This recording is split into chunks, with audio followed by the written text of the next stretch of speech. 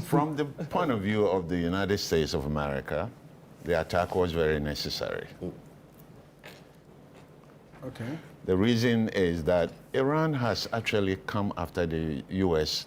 on numerous occasions, starting from 1979, when some 59 Americans were taken hostage for 440 days. That was to demoralize America as a superpower. And a lot of things did happen that time. Then, in Lebanon, the Marine hostel was also bombed, even before that other activities happened. And we lost 200 American Marines in that event. And so this kind of thing has been going on. Iran has been sponsoring Hezbollah. And this is why our Ghanaian soldiers were hurt. Yeah. Okay. Yeah. Yemen is also another proxy for Iran. And also, Iran has killed, in the last year or so, has killed over 30,000 of its citizens for just demanding for political and social change. Because the testosterone level in Iran is very high. The views of women they don't count at all. And you cannot continue to basically kill your own citizens for asking for basic human rights. The United Nations is not doing much to protect citizens in each country. So from the point of view of the United States, the Iran war had to happen. In 1996, the Koba Towers was attacked. 9/11, 300 American citizens in New York were killed. And Iran in 1983 sponsored attack on U.S. Embassy in Beirut. 19 diplomats died. And in 2023, Hamas attacked Israel. Some of the dead were U.S. citizens. And I can keep on going on and on. And I think the Americans that were captured in 1979 were 52 of them that were kept for 440 days.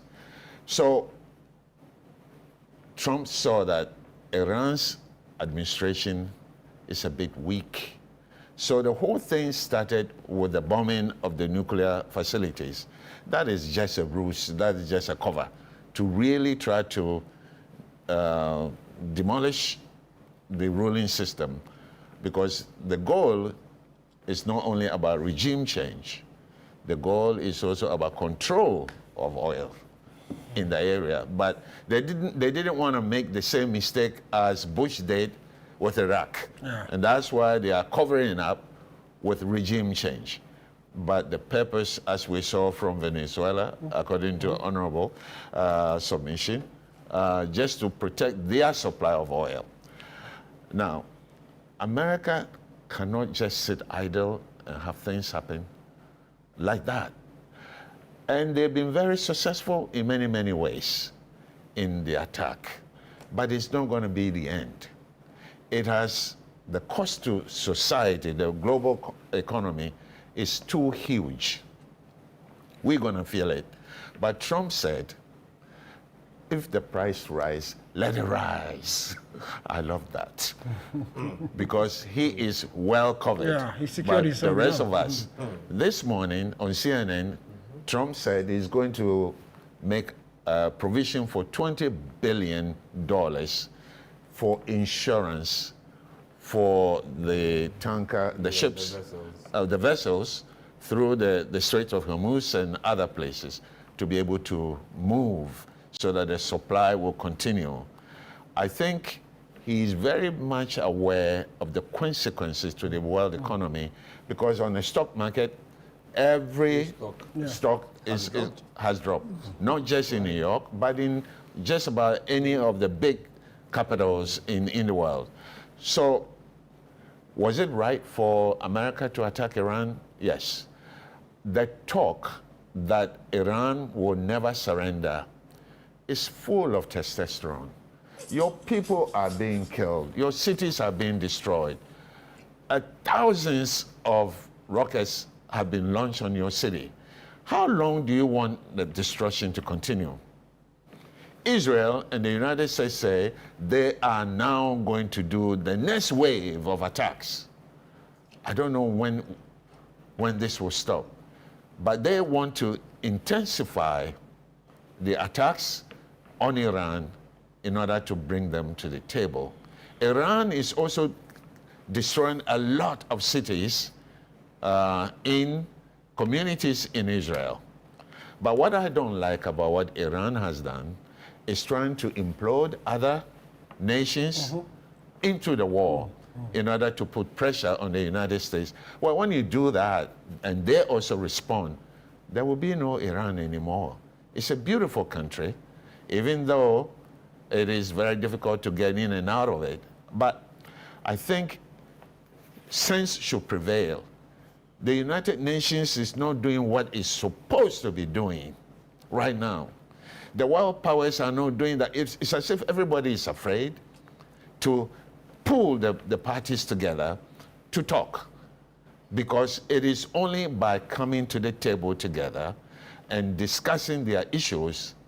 Trump wants to be part of the regime, the new regime, the new leadership. Well, that's not his role. That is not his role. That is an exclusive domain of the sovereign powers of Iran. Why do you want to be part of it? You don't have the right to be there. Is it because he did in Venezuela and no one spoke about it, so he feels he can do same? Was he part of the role? He wasn't. The vice president took over. Well, how was he part of the part? He wasn't part of it. He was. They ousted Maduro. Yeah, let's go in there, pick the guy out. The vice president. They installed. I'm saying that you would have been part of it. You would have been part of it if you skipped the person who was naturally to be there. But the vice president took over. So how are you part of it? It's a natural progression. In fact, they needed his permission before she could take over. over. Either or, for me, where I sit, if a vice president takes over in the absence of the president, how can somebody say they are part of the process?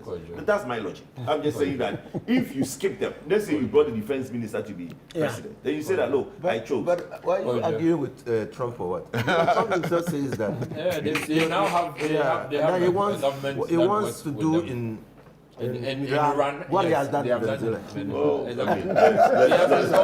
There is time, we all to find out. He has installed the government. I think the earlier they end this war, the better. Because on both sides, a lot of Israeli cities are being destroyed. But they don't want the media to cover it. But Iran has been quite open to allow BBC and CNN to go there and show the world what is happening. My fear is that the United States is going to go to a real non-kinetic warfare by undermining the electronic devices, water supply, electricity supply, and railway system, traffic light system, because anything that is controlled by electronics and by computers, they can easily undermine it and stop it from operating.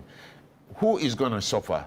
It's not the power brokers, the elite members of the Iranian society. It's the average Joe Blow or a Fiamensa on the street that's going to suffer. So for me, I want this thing to end as quickly as possible. Because if they go to that level, this is why Russia has promised Iran, if you need supersonic equipment, we will give you. North Korea has also made the same commitment. I wish these powers don't come into the whole thing. Because if they come into it, America will not hesitate in deploying possibly a nuclear warhead.